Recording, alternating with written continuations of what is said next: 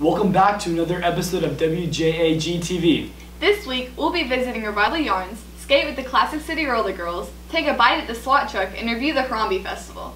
My name is Emma Dowling. And I'm Tristan Lankford. And this is WJAG-TV with your weekly school news.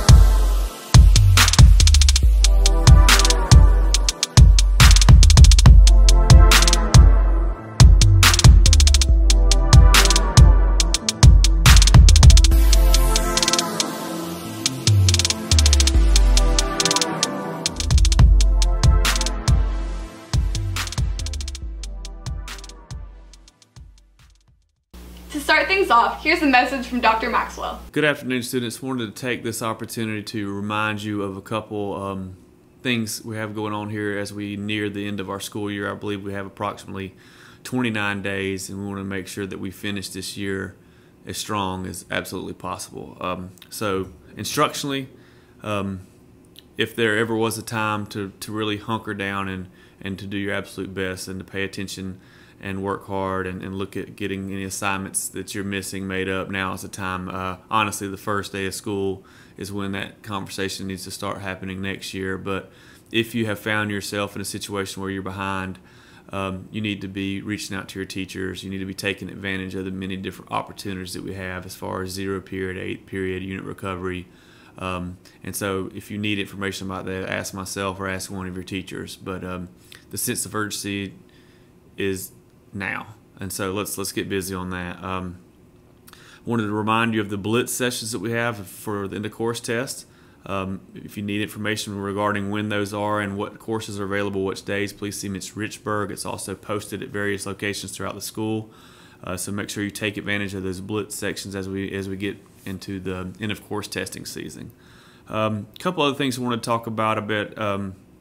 As the year winds down, we have escalated our policies regarding attendance and tardies. You may have noticed a lot more staff being present in the hallway, a lot more questioning about passes. We've reached out to your teachers and reminded them that they are part of the accountability measures as far as how these things work, and so we've made it mandatory that teachers give you the orange passes, and we're seeing a lot more passes in the hallways. I appreciate that. We're seeing a reduction in the number of students in the hallways. Last week was one of the fewest days for tardies we've had this year, so we appreciate everyone's hard work and attention to that, but we need to know that that will continue. And that furthermore, I've noticed students making it a point to show me that they have a pass, and that's great, but the pass only gives you permission to go where you were supposed to go and back to class in the most timely manner that you can. It doesn't mean that just because you have a pass, you can show the adults that keep walking by and keep moving about. That pass is very time limited, so it's given to you to take care of business and get back to learning. Wanted to talk about lunches a little bit. I know the cafeteria gets very crowded, but students we're asking, demanding, and putting in accountability measures to make sure that you go to the only lunch you are assigned to. So students not attending the lunch they are assigned to, we do reserve the right to pull you and apply disciplinary consequences. I wanted to take this opportunity to warn you on the front end, if you're doing that, it needs to stop. It needs to stop immediately. And everyone needs to eat in the 3 places that we allow you to eat, the cafeteria, the outdoor patio, or the JAG Cafe. Trying to go down to the other ends of the building for the stairwells, that is not allowed. You're to eat downstairs in the cafeteria area. And my thing is, if you can't look and if you can't see someone, a cafeteria staff worker, then you're too far away.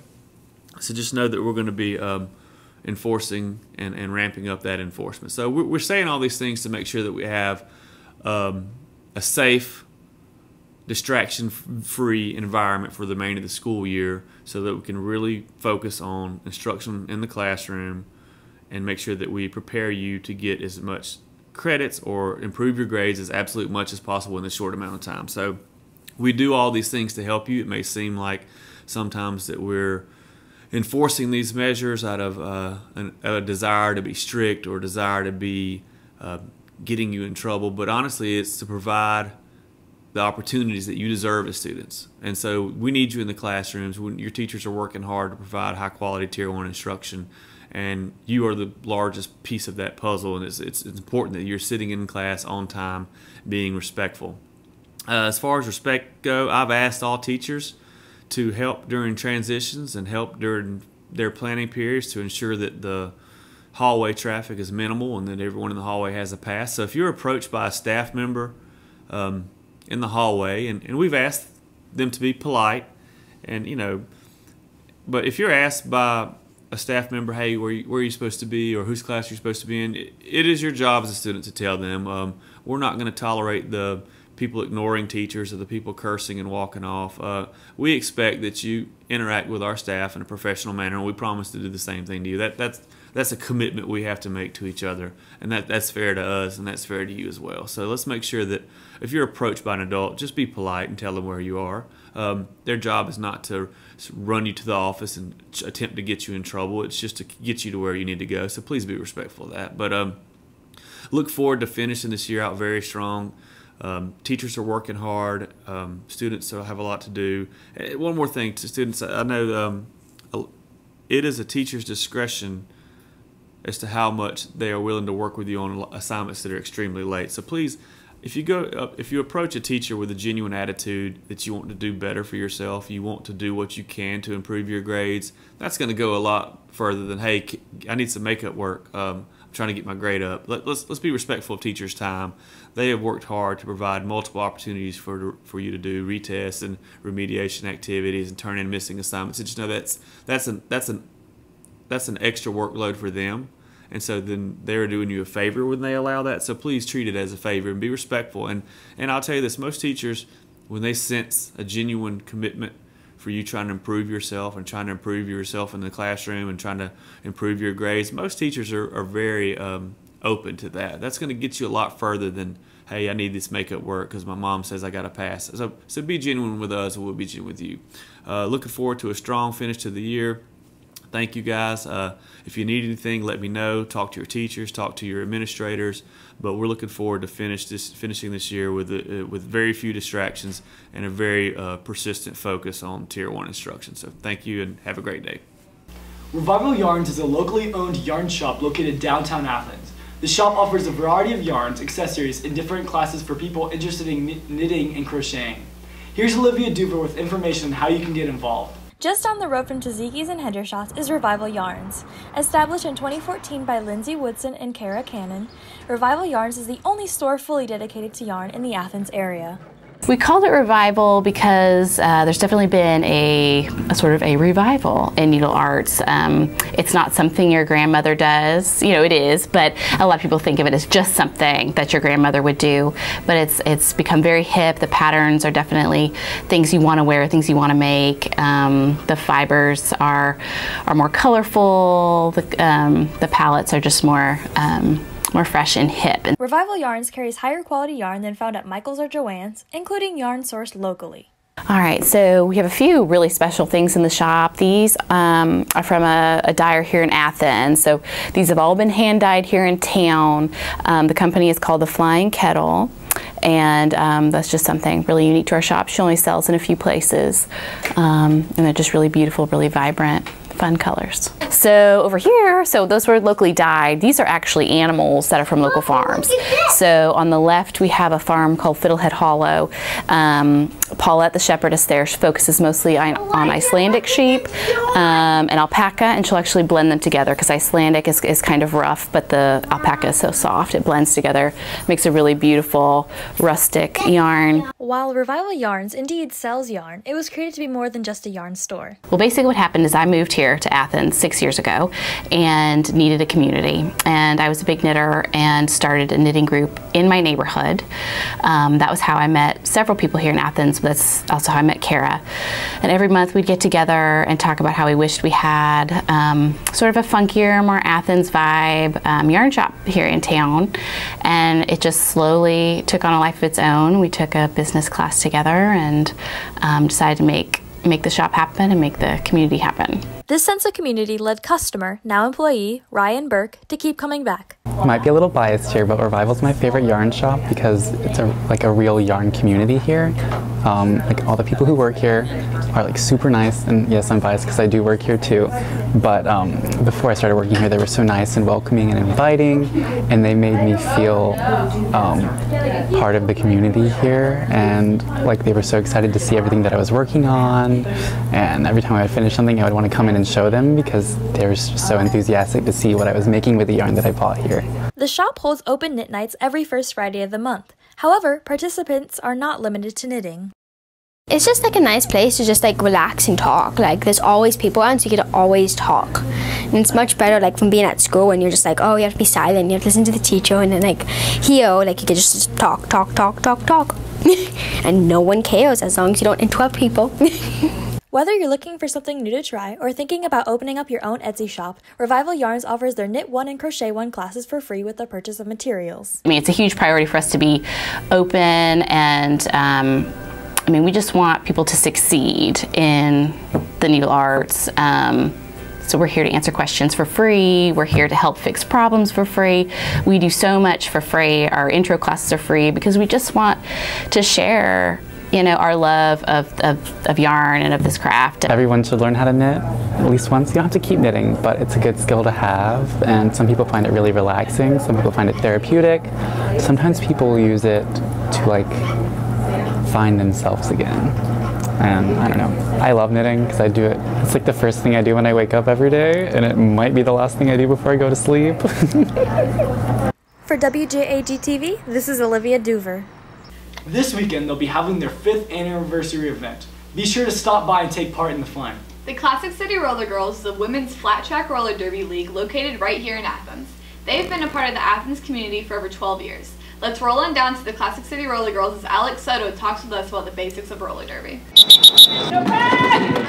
Since their debut in 2006, the Classic City Roller Girls have brought attention to the sport of roller derby in the Athens community. Hi, I'm Kim Stovall, or Kill Easy. My real name is Claire Mills, but I've been Cirque du Soleil for the last 7 years. My roller derby name is Smack Kerouac.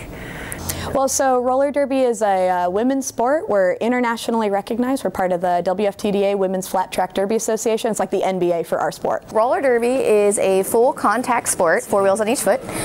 It's one of the coolest things about it is that it did start as a women's sport, and so now there is a men's league and juniors leagues and stuff like that, but it's primarily women, or women started, I guess I should say. And it is a sport where we have 5-on-5, each one, and we have offense and defense on the track at the same time. And the goal is for the offensive player, the jammer, who's the one with the star in their head, to get through the blockers in order to score points. I've been skating since May of 2013, so almost 6 years. Yeah, I joined back in 2012, and I couldn't even skate forward. And so CCRG has really taught me everything, and all the way up until now I'm the captain of the All-Stars. This year I am serving as our co-captain, and I'm on our rules and training committee. Though facing many challenges, the Classic City Roller Girls have overcome all odds, this making them even closer than they were before. I think that a common misconception about roller derby is that we're all like wearing fishnets, and that it's a very whimsical, maybe they don't take it very seriously. I think that the Classic City Roller Girls is an example of all of the fun things that is in Athens. It's a lot of girls like knocking each other around, but it's so much more than that. Most often is people think it's like they saw on TV. So it was on TV all through the 60s, 70s, 80s. And so people say, oh man, I saw that. And they remember something that's kind of like WWE, right? Where it's scripted, there's the good guys and bad guys. And so it's not like that anymore. It's a real sport. It was completely, the rules were revolutionized in 2005. And so now it's very much a serious sport. It's a community that comes together to play a sport and run a business. So I think the most challenging part is almost almost every sport, you do defense and then you switch to offense, right? In Derby, it's all the time. So like while I'm trying to stop their jammer from scoring, I am at the same time trying to orchestrate our formations to allow our jammer to get through.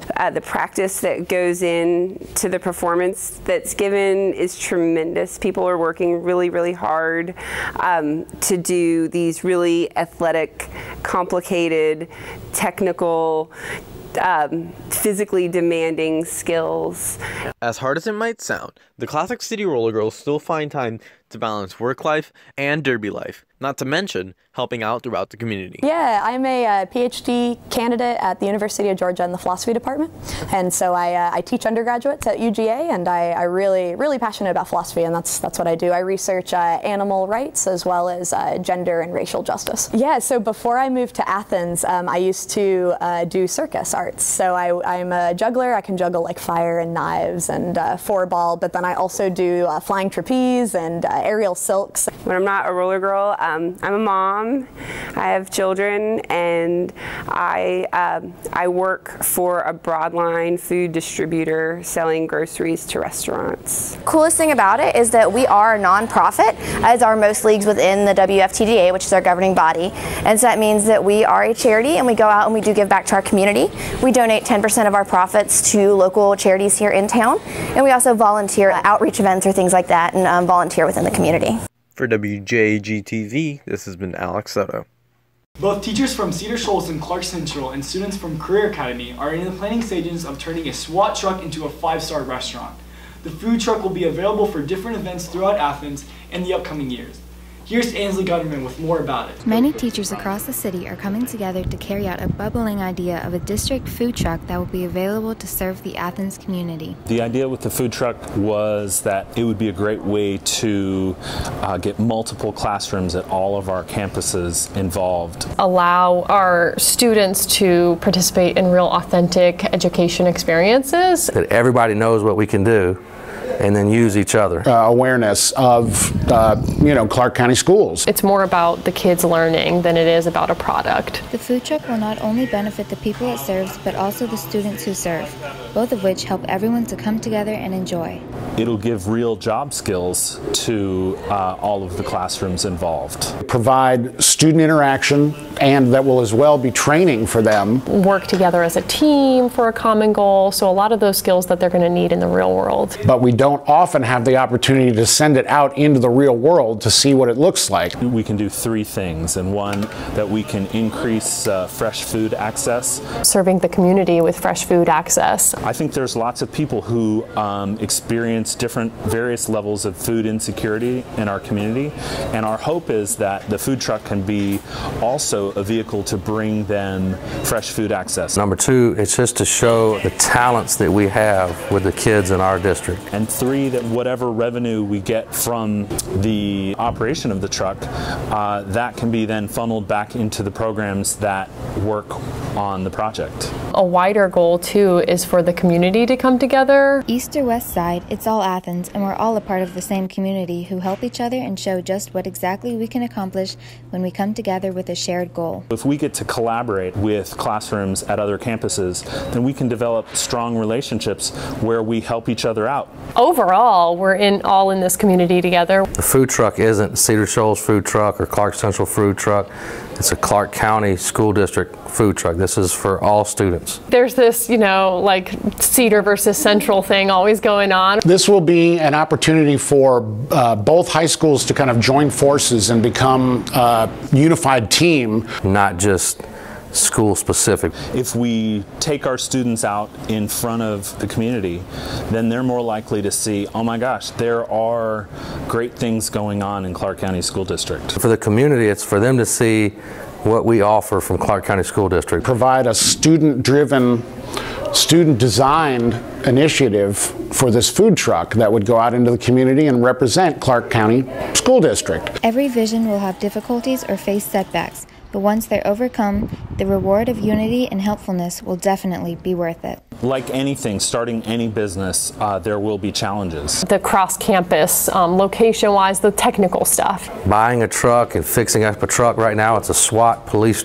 truck. Getting students, working on projects like this is actually, I think, the easiest thing to do. Finding the money to get started, finding the human capital, the people who really believe in the idea and get behind it. It could really help people come together for common goals. People will recognize Clark County Schools as being a contributor to the local economy in various places. Learning a little bit more and just supporting our kids, encouraging them to do stuff that's good for the community. And the next time you'll see this truck, it'll be a fully functioning food truck. Check back with us for more updates later in the year. And for WJAG-TV, this has been Anza Gunnerman. A couple weeks ago, the Harambee Festival took place at Cedar Shoals and was an event looking to promote unity and togetherness in our school's community. Let's go outside to Dennis Maganda with more information. The Harambee Festival was a social and community self-help event held here at Cedar Shoals on the last week of March. It was held in place of the Black History program to celebrate the idea of unity in the African American community, and it showcased fine arts talent, foods, activities, and businesses. The idea of the Harambee Festival was to change the conversation about Cedar Shoals and engage as many families as possible in that process. And in Swahili, Harambee actually means all pull together.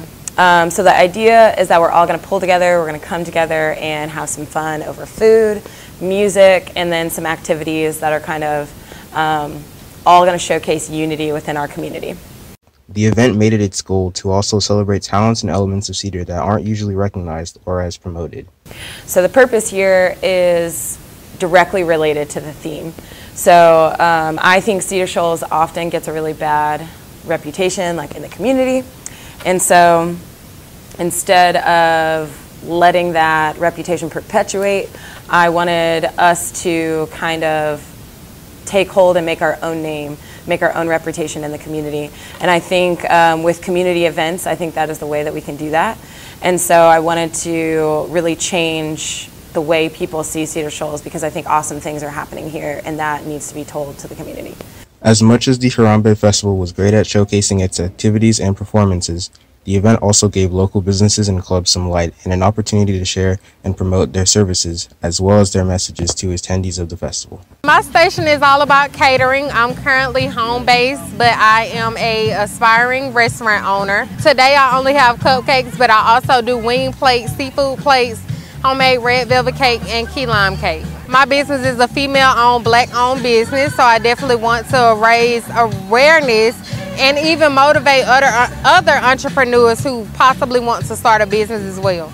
The event successfully was able to bring families and Cedar staff together in order to commemorate the idea of Harambee, as well as spread the message to some of their family friends. I feel like they should at least get the fact that we're coming together as a school collectively. I just want for everyone to see that our school showcases different varieties of entrepreneurship, different programs, and also that we know how to show school spirit and we can host events and everything like that. I think that we have a lot of diversity to celebrate, and I think that we are more than statistics. I think we are more than unfavorable headlines in all of the newspapers. I think that we are one Cedar, and I think that everybody else here knows that, but the community doesn't really get to see that. So I want to invite them in and showcase all the awesome things that we have going on here. So that's pretty much the Harambee Festival. This is Dennis Maganda signing off. Now let's move over to sports.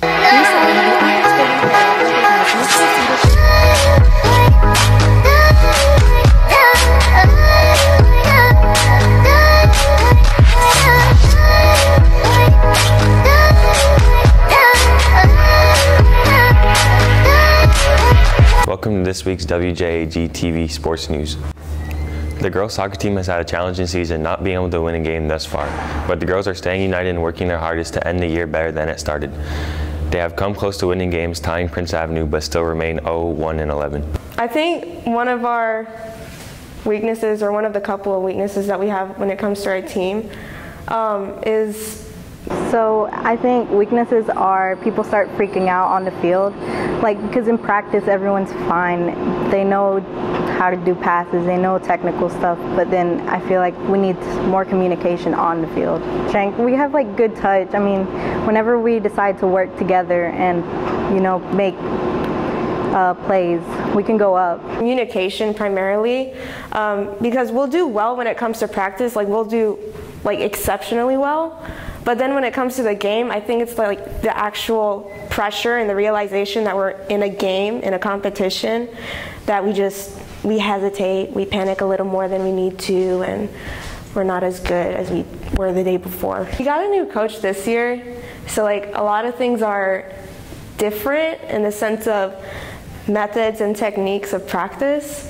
But as a team, especially now that we have like a lot of new people, freshman-wise, he makes us work on more technical stuff instead of just like passing and stuff. So we do more drills, actually like be able to talk more and move the ball around, give us different plays. A lot of people are criticizing him because of his toughness and like his critiques, but I think it's more about the message that he brings to us rather than the tone of his voice. So I take it more as nice criticism.